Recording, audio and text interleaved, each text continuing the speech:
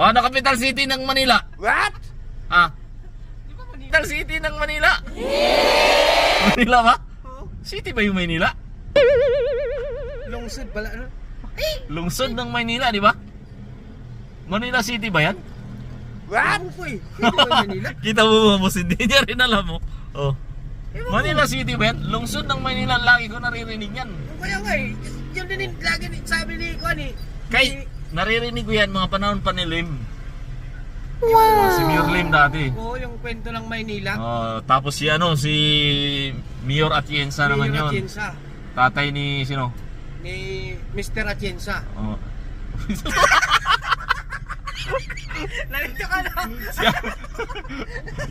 Si ano? Sino ba? Walang si Kim.